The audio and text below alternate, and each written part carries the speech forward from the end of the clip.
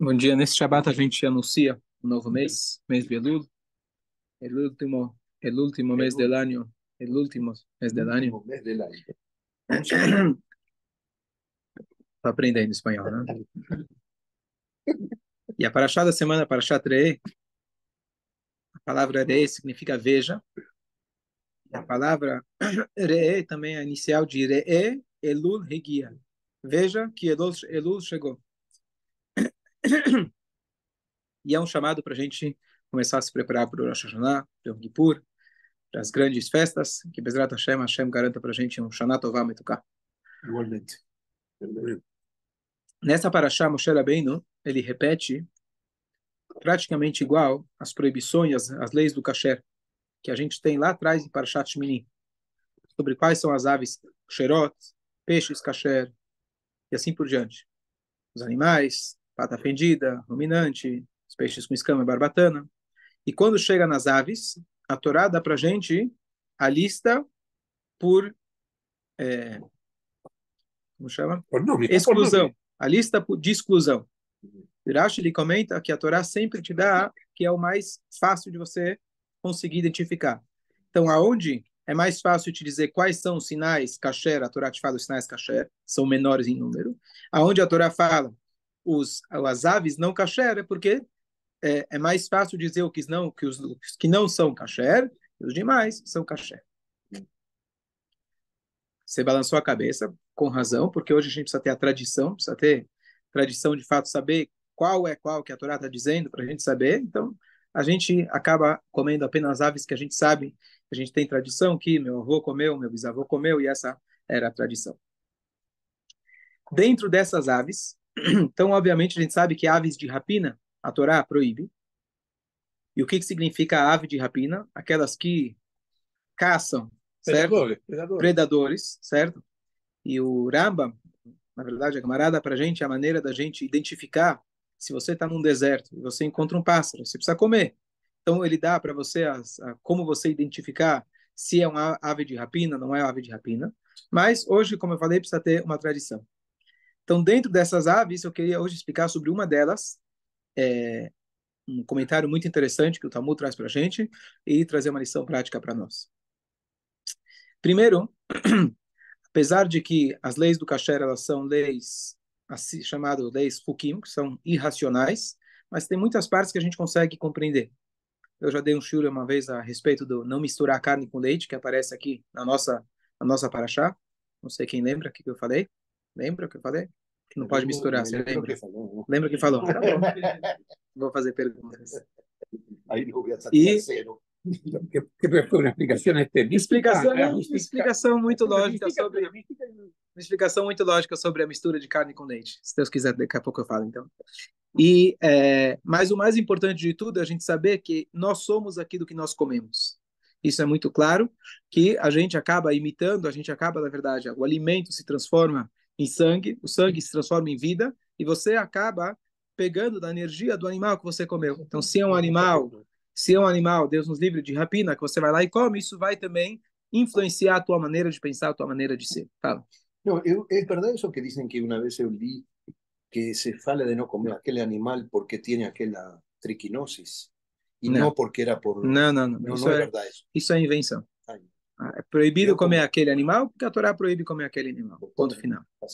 Rabino dice que existe un QI, afecta el QI, un QI no el QI intelectual, el QI de la... Ok, da alma, claro. Claro. Ok. Então tem um animal, uma ave, que a Torá proíbe, e a Torá chama ela de Ra'á, Da'á ou Ayá. São três nomes que aparecem na Torá. E a tradução, pelo menos baseada no Rashi, e usando o Google para traduzir, etc., ele se chama Milafres. Quem conhece? Com certeza. Ele faz parte da família de gaviões e falcões.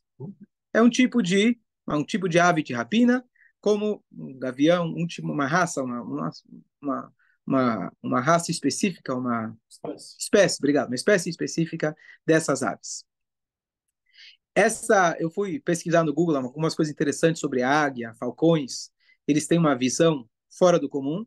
Uma das coisas que ele dá um exemplo, imagina que você está em cima de um prédio de 10 andares, você consegue enxergar uma formiga andando lá embaixo.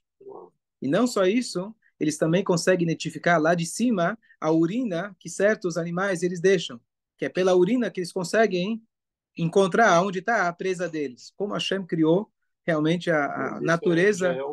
Isso é um fato, sim. Eles conseguem enxergar. Se nós conseguíssemos enxergar igual essas aves, a gente poderia ter uma visão de 340 graus. Literalmente, olho nas costas. Praticamente, olhos são, em vez de 360, 340. Tem 20 graus atrás que tu não consegue enxergar, a não ser que você vira um pouquinho. Certo? Você tem literalmente olho nas costas. Hã? Bom, precisaria voar para fazer efeito. E não só isso, a profundidade que eles conseguem enxergar, devido ao número de células que eles têm no olho, isso dá para eles toda essa possibilidade, que é o que permite, na verdade, que a natureza continue funcionando. Isso só mostra, quando eu vi esse negócio daqui, nesse detalhe, que eles conseguem enxergar lá de cima a urina de um animal. Uma coisa... Urina não, acho que deve ser o fato. Devem sentir O que eu vi é que eles conseguem enxergar de alguma maneira. Talvez é junto com o olfato, não sei. Não sei. Mas vê como realmente só Hashem pode criar o mundo. Porque se um animalzinho deixar de fazer a parte dele, vai afetar todo o meio ambiente e talvez a gente não estaria aqui. Elas conseguem pegar o peixe que estão dando. Sim, esse é outro animal que tem o shalach, que a Torá fala. Tem toda uma explicação sobre esse peixe, de como Hashem já escolheu qual vai ser o peixe que ele vai pescar. E aquele peixe em específico, Deus designou que esse vai ser o peixe que vai ser hoje o almoço lá da ave. Então, está tudo realmente, nos seus mínimos detalhes, sendo direcionado por Hashem. Ok. A Gemara traz para a gente, se não me engano, está no Yerushalmi, ele fala o seguinte, para você ter uma ideia da visão de quanto alcança desse gavião em específico. Então, Amaravaval, disse Urabaval, Ra'a Zuaya. Ra'a é o mesmo nome de Ayá, que a Torá repete nessa paraxá da outra paraxá, só que muda os nomes de alguns animais, e aí Urash explica, não mudou, só são dois nomes diferentes para você conseguir identificar. E por que o nome dela é Ra'a, Ikeroe em hebraico? Ver. Porque ela tem uma visão fora do comum. E aí ela fala o seguinte, uma frase enigmática do Talmud. Ela fica na Babilônia, lá no Iraque, e ela consegue ver um corpo, um defunto, em Eretz Israel. É uma visão um pouco distante demais. Tá certo? Era um Iraque, Jordânia no meio e... Não, era um drone. Era um drone. Vamos lá.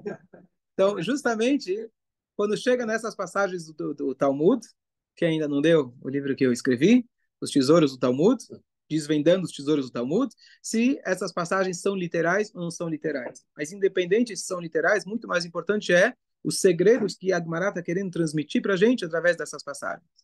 Então, essa é a passagem. E a pergunta é, se cada animal ele tem um efeito negativo na gente, aqueles que não são kasher, qual seria o efeito negativo dessa águia? Percepção é uma coisa muito importante na vida.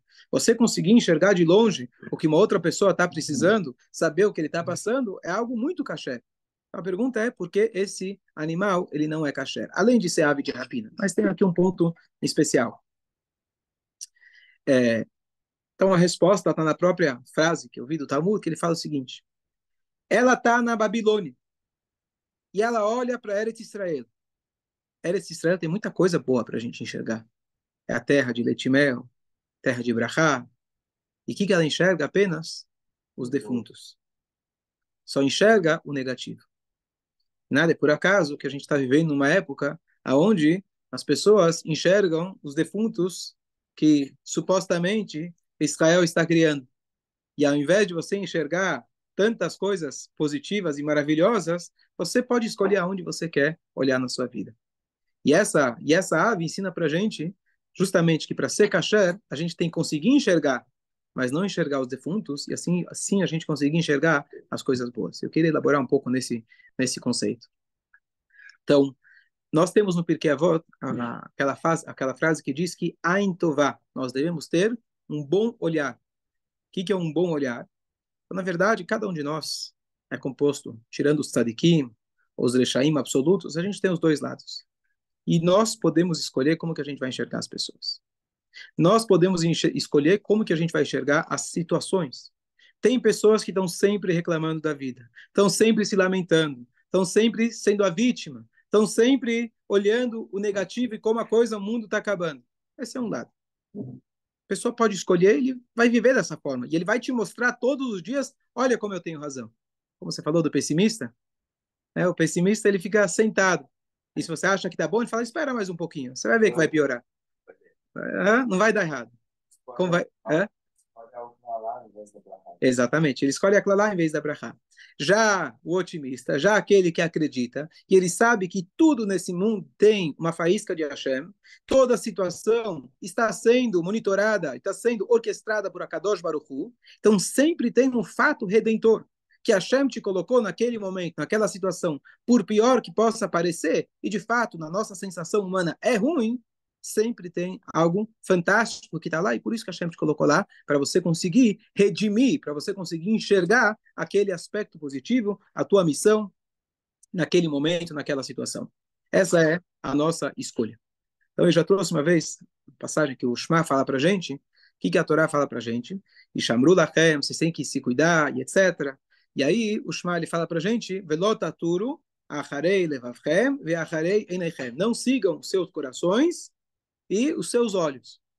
A Gemara diz que a Ain Roá ve Alev Chomet. A Gemara fala que os olhos veem e o coração deseja. Só que na Torá está a ordem inversa. O que vem primeiro? Primeiro a pessoa olha e depois ela dá água na boca. Tá certo? Você imagina, a gente falou do maná. O maná você não conseguia ver, então não era tão gostoso. Quando você vê uma coisa gostosa, opa, aí isso te dá água na boca. Então por que a Torá fala Acharei levavchem veacharei nechem? Deveria ser primeiro Acharei nechem, não sigam seus olhos e não sigam seus corações. Lembra da resposta? Não. Hoje é prova, hein? E a resposta então vou dar um exemplo, quando você está andando com a tua esposa no shopping, e depois você chega em casa e fala, você viu aquela promoção? Promoção de quê? Daquela roupa. Que roupa? E vice-versa, cada um enxerga aquilo que ele está propenso, aquilo que o coração dele já deseja.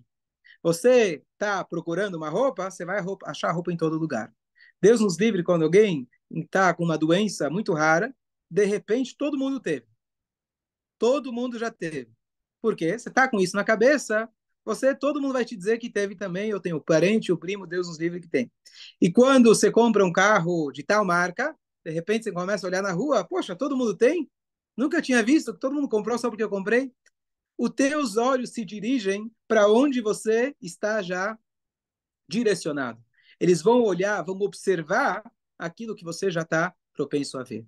A famosa história, muito bonita, sobre a pessoa que ela foi reclamar, se não me engano, foi o Magid Mesrit.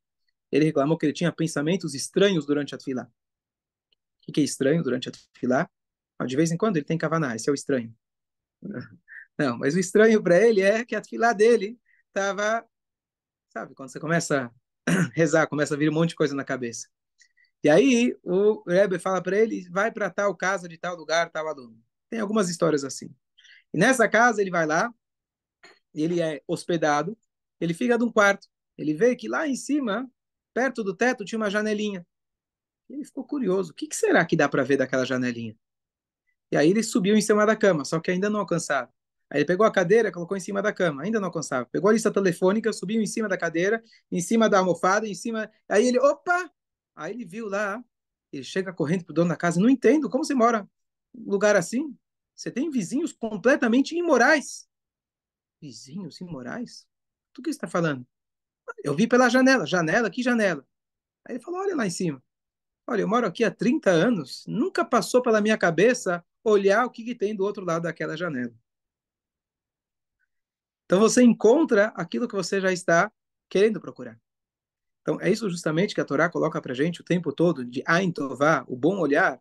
Se você quiser encontrar o lado bom, você não está sendo aquele otimista incurável. Essa se torna a tua realidade. Essa é a realidade, porque a realidade é composta dos dois lados. Todo mundo tem os dois lados. Todas as situações têm os dois lados. O que cabe a você é escolher para qual lado você vai olhar. Essa ave representa aquele que tenta sempre enxergar, em vez de Eretz Israel, enxerga os defuntos, enxerga o que não tem mais vida, enxerga aquilo que já está apodrecendo, enxergar literalmente, como a gente fala, os podres nos outros. Essa é a característica negativa dessa ave. E se a Torá proíbe a gente de ingerir, significa que a Torá proíbe, ou a Torá ensina para a gente não levar uma vida dessa maneira. Comentários? O nome em português. Miláferes. M-I-L-H-A-F. Milháferes, seria. Milháferes, tem razão. Bom, pode procurar lá. É um tipo de gavião.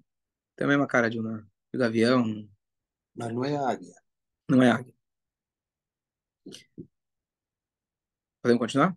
Ok. Eu contei uma história uma vez, muito bonita, que quando o Pirkei Avot ele fala pra gente que a gente tem que ter Ain Tová, um bom olhar. E o que quer dizer um bom olhar? Então tem uma história de uma pessoa, ele era um grande oftalmologista. Ele morava em Israel. Ele foi convidado para um congresso nos Estados Unidos. Só que ele não sabia se vale a pena ele ir, não ir, sair de Israel. Não é uma coisa tão simples. Seria importante para a carreira dele, então ele foi se aconselhar com o Rebbe dele. Não lembro qual que era o Rebbe que ele foi se aconselhar.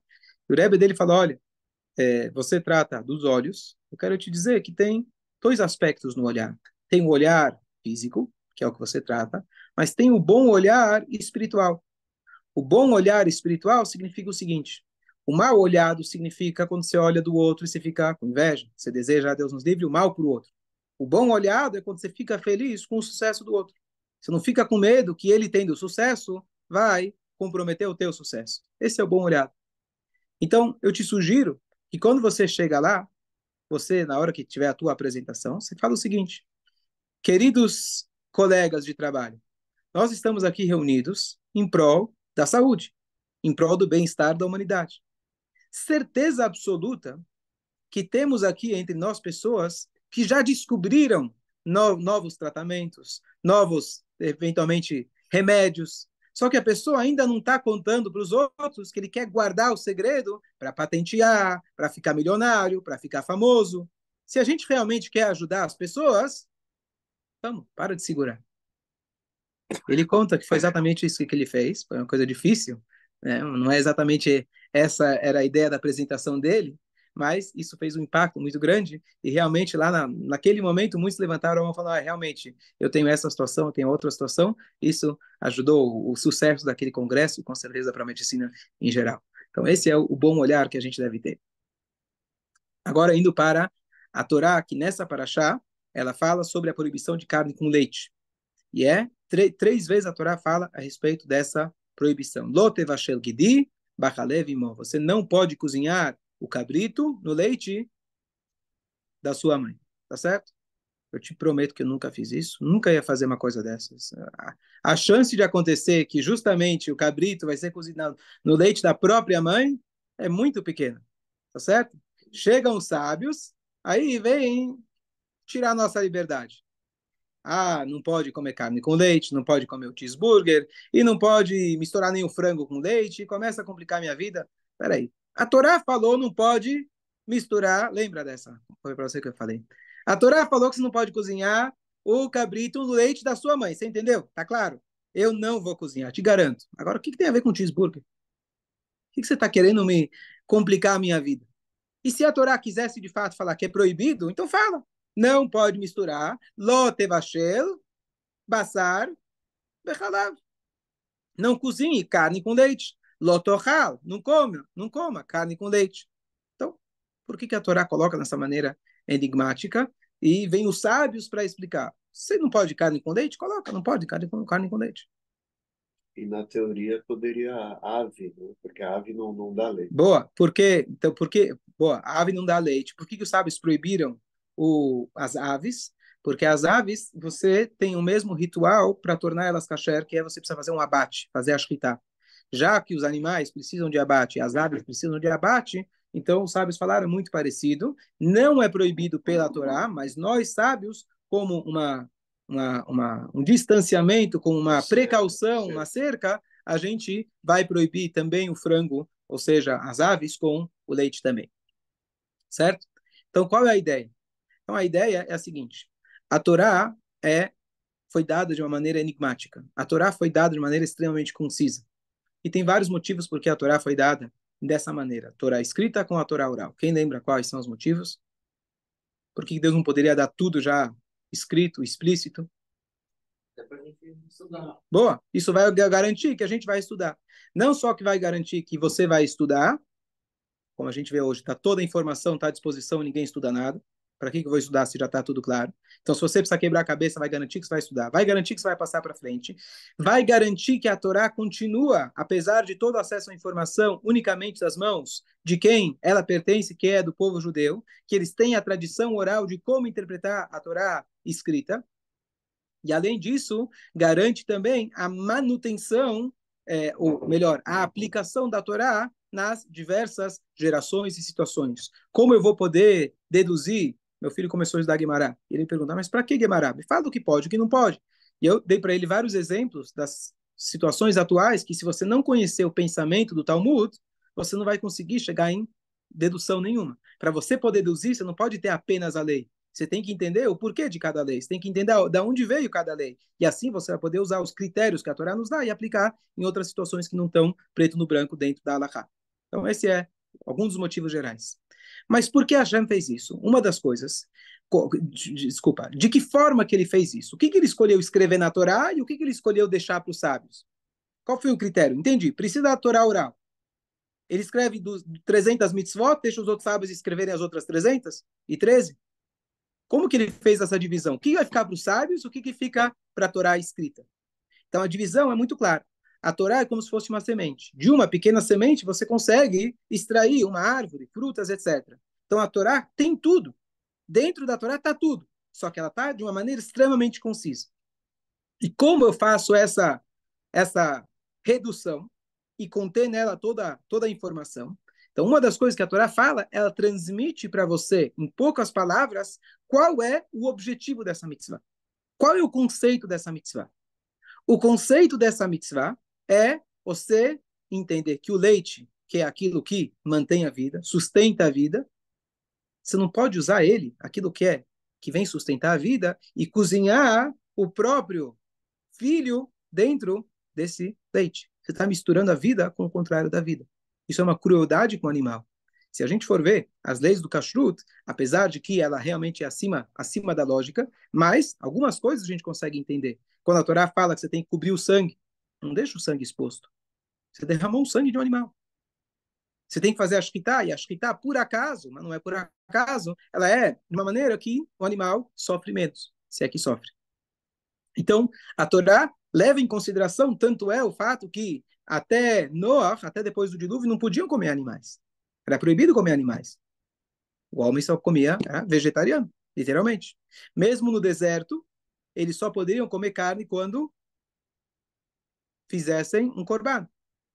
Se você quer comer carne, você tem que fazer um corban, um sacrifício para Deus, aí você vai poder comer certas partes do animal.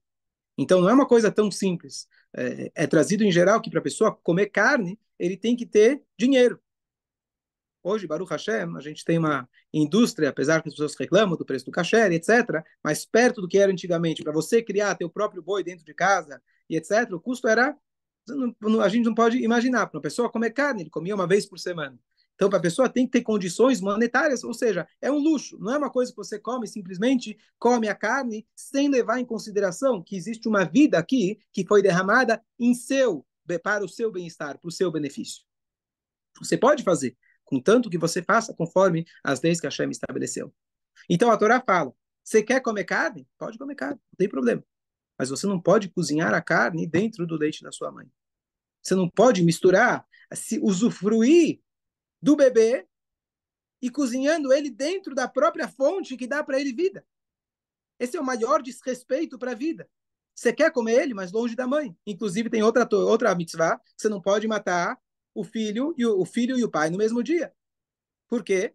Peraí. Você quer respeitar o animal? Você precisa fazer.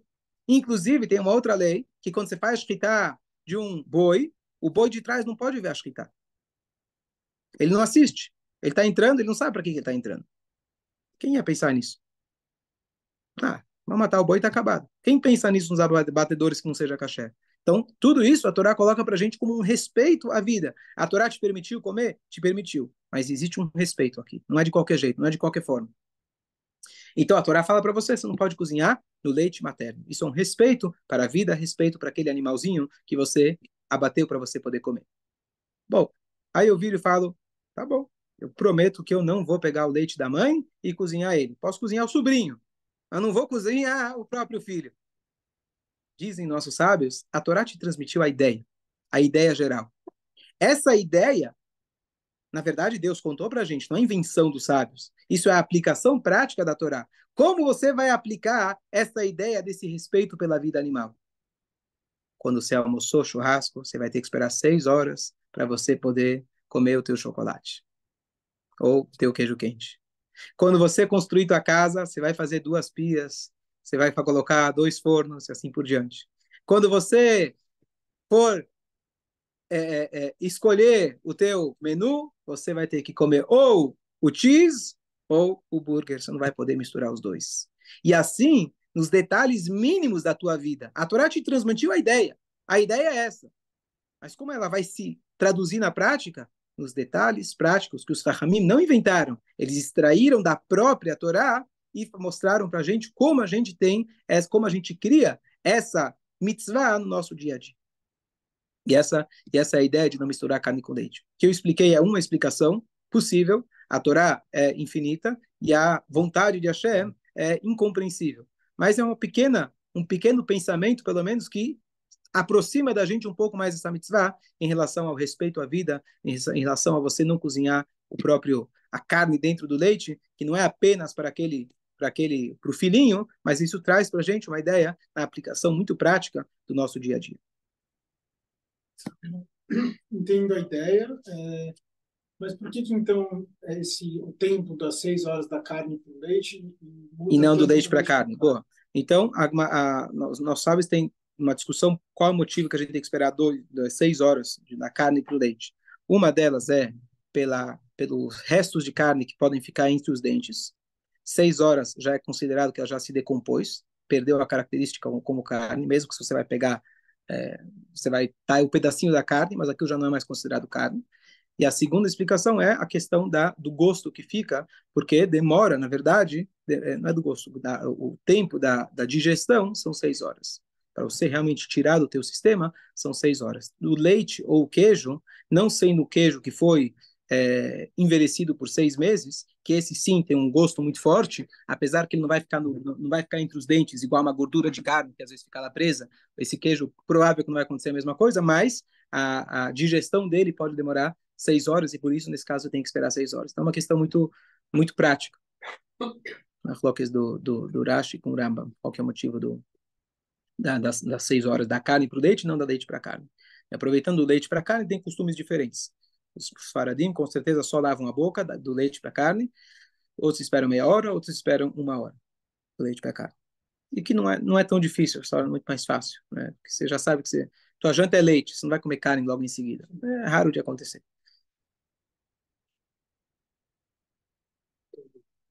Dúvidas? Uma dúvida, voltando até nas aves. E os lugares que usam essas aves como símbolo, tem alguma uma proibição? Usar essas aves como símbolo? Por exemplo, nos Estados Unidos, símbolo Eagle. dos Estados Unidos. Eagle, sim. Gaviões da Fiel, Corinthians.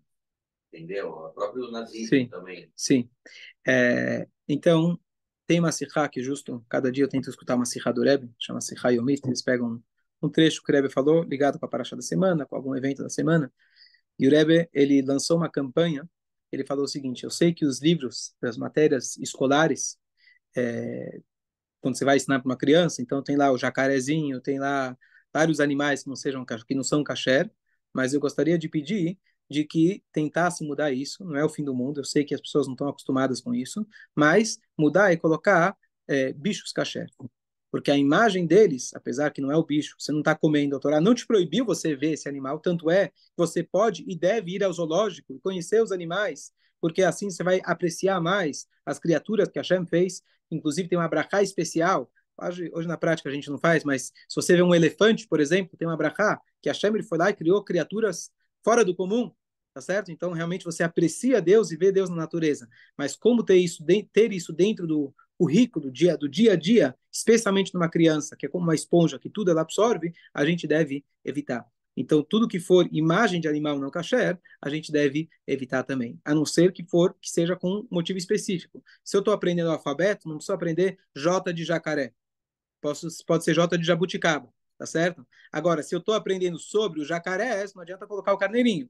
Então, eu vou precisar ensinar dos jacarés. Então, se tem uma função direta ligada com esse animal. Caso contrário, evitar de colocar esses animais. E aí, essa campanha que ele fez, então, por isso, se toma cuidado, por exemplo, quando você vai comprar roupinha de criança, que não seja com fotos de animais, que não sejam kasher. Pode ser uma borboletinha, pode ser um leãozinho, pode ser um ursinho, tão fofinho, ursinho, mas ursinho não é kasher. E, de alguma maneira, além talvez da nossa compreensão, mas uma criança principalmente que ela se liga com a energia e ela é uma esponja para isso, tem que se tomar, é correto tomar esse tipo de cuidado. Então, realmente, o espírito do animal, aquilo corrobora com aquilo que a gente falou antes, que você come, você se torna aquilo que você come, não é apenas a proibição. Você não fala isso sobre sei lá, outra proibição que a Torá te dá. Especialmente os animais, eles têm uma natureza que quando a gente se alimenta dela, desse alimento, isso acaba influenciando a gente. Tem a famosa Hassidah. Hassidah, o que é Hassid? Hassid, um devoto. Então tem uma ave que chama Hassidah, que é a cegonha. Cegonha. Por que ela tem esse nome? Hashem criou o mundo no hebraico. Então por que ela tem o nome de Hassidah? Porque ela faz bondade com as amigas dela. Ou seja, elas estão sempre se ajudando. Por isso que ela tem esse nome. Opa! Então vai ser kasher. Nossa, escuta a frase até o final. Ela faz a bondade com as amigas dela. É fácil. Ser bonzinho com teus amigos é fácil. Para ser kasher, você tem que ser bom com todo mundo. Quando você quer ser kasher, não é só ajudar os teus amigos da tua espécie. Você tem que estar pronto para ajudar outros. Isso um animal não consegue fazer. Ele não tem essa capacidade de ir além do ego dele. Então, cada um desses animais, ele tem o seu significado. A cigüeña também traz os bebês, então também ela traz os bebês. Sim, sim, muito, muito inteligente. É tão triste as crianças que não têm Hashem. Então, se inventa cada coisa. Morre e vira estrelinha. Para nascer, vem com a cegonha. A criança cresce e acha que veio do macaco. Então, por isso, Baruch Hashem, a gente tem a Torá que traz para a gente a verdade da criação. Fala. Mas esse ser kasher é no contexto de você comer o bicho. Não é todo bicho que você quer matar para comer. Boa. Então, mas se a Torá proíbe você comer daquele bicho, significa... Por que a Torá proíbe você comer? Se vocês doutarem. Hashem permite a gente comer, e dá para a gente comer, para a gente poder elevar e transformar esse mundo para o serviço de Hashem. Aqui a Torá está dizendo, não adianta você comer desse bicho, que mesmo que você vai estudar a Torá com essa força, aquela energia daquele animal é intransformável, pelo menos até Mashiach chegar. Então, significa que lá tem algo que é intransformável. Então, aquele animal não deve pertencer ao teu dia a dia. Mas encosto, com exceção de você pode encostar nele, pode? Não, você pode encostar, mas você não deve buscar o convívio com animais que não sejam kasher. O bichinho morre, você acaba tocando, não tem Sim, problema. sim. Tem alguns répteis que a Torá fala que tem uma impureza especial. Os 7 répteis. Obrigado. Então, só para concluir, quando a Torá fala dos 2 sinais que são ruminante e pata fendida, então, primeira coisa, a gente não precisa de provas da autenticidade e veracidade da Torá. Mas aqui a gente vê muito claro que a Torá fala os animais, os únicos, na verdade, o único que tem pata fendida e não é ruminante, é aquele animal que a gente evita até falar o nome. Você não vai encontrar na natureza nenhum que não seja esse animal, ou pelo menos parecidíssimo com ele, da mesma espécie, que vai ter essa característica. Como que Moshe Rabbeinu tinha lá esses animais? Como que Moshe Rabbeinu sabia do que não tinha? Mas assim está na Torá. Como eu falei, a Torá coloca por exclusão. Então, teoricamente, se você conhece aquele animalzinho e você vê qualquer animal que tenha o casco fendido, você poderia comer. Sabendo que ele não é o porco, você vê ele de casco fendido, ele vai ser kasher. Mas, hoje, como eu falei, a gente precisa ter essa tradição. Então, qual que é a explicação, pelo menos mística, desses 2 sinais que a gente tem, ruminante e pata fendida? Então, na verdade, para a pessoa ser kasher, para que nós sejamos kasher, a gente precisa também se autoavaliar com esses dois sinais. Quais são esses dois sinais? Então, o primeiro é o casco fendido. O que significa o casco fendido? E a Torá fala e faz questão que seja fendido até o final. Shossat Shess é a linguagem. Tem que ser completamente fendido. Então, o que acontece? Muitas pessoas se apegam à Torá, certo? São muito kasher, mas eles se apegam apenas a um lado da Torá, a um aspecto da Torá. Às vezes só entre homem e Deus. Entre homem e homem, isso às vezes não importa tanto.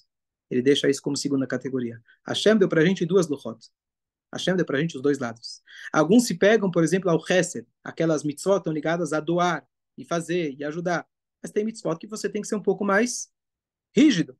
Tem mitzvot que exigem muita disciplina. Ah, não, essas eu não consigo. Ou o contrário. A pessoa, para ele saber que ele realmente está kasher, ele tem que estar pronto para servir a Hashem dos dois lados. E o exemplo máximo para isso é quando Avraham Avinu, que é o protótipo de chesed, ele é obrigado a pegar o seu filho e fazer o ato mais cruel possível, que a gente acabou de falar, que é Deus nos livre de sacrificar seu próprio filho, porque Hashem mandou. Mas ele fez com alegria, ele fez com toda boa vontade, acordou cedo, etc. E Hashem fala, agora eu sei que você realmente é temente a Deus. Como agora? Já passei por 9 testes. Vamos supor que esse aqui não passei. 9 de 10, a prova tá bem, né? Quem sabe? Seria bom pra gente. Passar com 9 já estaria ótimo. Hashem falou, não. Se esse você não passasse, todo o resto seria apenas um reflexo de quem você já é. Você fazer bondade com as pessoas, você já faz. Eu te coloquei, eu que te dei essa virtude. Ah, Rabino, eu pratico muita bondade. Ótimo, ótimo. Eu também já não uso fraldas. É básico do ser humano praticar a bondade. Tem mais coisa que a Hashem exige da gente. Não estou tirando mérito. É fantástico você fazer isso, mas tem mais coisas para você fazer. E você pode ainda melhorar como você faz a bondade. Então a pessoa tem que sempre estar de olho se ele faz as mitzvot porque elas são convenientes ou ele faz as mitzvot pensando que elas estão aqui para eu poder servir a Hashem. Para eu saber que eu estou kasher, eu preciso conseguir ver que eu consigo fazer aquela mitzvah que é mais difícil, aquelas mitzvot que são mais difíceis para mim, com a mesma força, com a mesma vontade que eu faço aquelas que são mais convenientes. E cada um tem o seu lado. Agora, a tendência nossa é procurar o comodismo. Depois que eu já me acostumei com uma mitzvah, opa, essa aqui já está fácil. Ah, agora tem mais uma. Agora tem mais uma lei. E estão complicando mais minha vida. Para que tudo isso? Então, a gente acaba, mesmo quando a gente já é kasher, entre aspas, já tem o casco fendido, eu já sirvo a Deus, a gente está sempre, a natureza humana é buscar aquilo que é cômodo. Então, eu já me acomodei, já acordo cedo, já faço mitzvot, etc. Aquilo já entrou numa rotina, mas você continua sendo um animal impuro. Você tem que estar sempre ruminando as ideias, sempre mastigando aquilo de volta e quebrando as moléculas, sabendo que eu estou aqui me trabalhando para servir a Hashem. E quando eu acho que já está pronto para comer, rumina mais uma vez, repensa mais uma vez, quebre as moléculas mais uma vez, saia da sua zona de conforto mais uma vez, e assim você vai poder fazer uma avaliação honesta se realmente está servindo a Hashem em todas as áreas. Para isso, você precisa de bastante trabalho. Mas um ser humano kasher, um Yehudi kasher, é quando ele faz esses dois trabalhos. Ele se avalia, autoavalia, a gente está chegando agora em Elul, faz uma autoavaliação das mitzvot dele, como ele faz essas mitzvot, e não basta apenas, ele não se contenta com uma avaliação, ele está sempre se olhando de novo, se avaliando de novo, porque a tendência nossa humana é sempre buscar o mais cômodo, sempre buscar a zona de conforto, sem precisar crescer. E aqui vem a Torá e fala, você precisa ruminar aquilo de novo, você precisa ruminar aquilo de novo, e todo dia você precisa acordar e ser kasher novamente. Tá? Existe alguma restrição, alguma coisa diferente às plantas, aos vegetais? Né? Porque hoje já vi pelo menos umas 2 experiências diferentes, onde realmente as plantas demonstram um tipo de sentimento, Sim, ou sim. alguma coisa assim. Não consigo pensar em nenhum tipo de planta, a não ser, por exemplo, a árvore, as frutas, que os primeiros 3 anos a Torá fala que você não pode usufruir, você tem as leis de Trumá, de Macer, ou seja, mesmo no campo, na parte dos vegetais, agrícola, você vai ter que lembrar de Hashem também quando você come. Então, se você comer, por exemplo, na época do Beit HaMikdash, um trigo, por exemplo, algo que veio do trigo, mas aquele trigo não foi tirado os impostos devidos, é uma proibição absoluta. Não, mas, por exemplo, só vou colher metade do campo, e a outra metade eu vou deixar. Sim, tem a parte que você tem que deixar a parte do campo. Não. Mas, tipo, não, isso aqui eu vou... Porque, assim, uma das experiências que eu vi é que tinha um certo número de plantas numa sala e um certo número de plantas numa outra. Mataram uma das plantas em uma das salas e na outra não. Como que as outras se comportaram? Não, teve diferença. Aqui não teve, aqui que ficaram todas, cresceram melhor e as que presenciaram, vamos dizer, a morte de uma das plantas, tiveram problemas no desenvolvimento. Precisaram pagar o Rebra Kadisha, né? Provavelmente foi... E aí, então, por exemplo, se eu for tirar, eu tenho que tirar tudo, ou posso deixar? Tem uma restrição muito clara. E a restrição é a seguinte: você só pode cortar uma fruta ou uma grama se você está com um objetivo maior. Você chegar e começar a arrancar simplesmente por nada, você está desrespeitando a vida. A gente não precisa dessas experiências para saber que a planta tem vida. A gente lê em Bereshit, Deus criou as plantas, etc. Elas têm vida, tudo tem vida, até a pedra tem vida.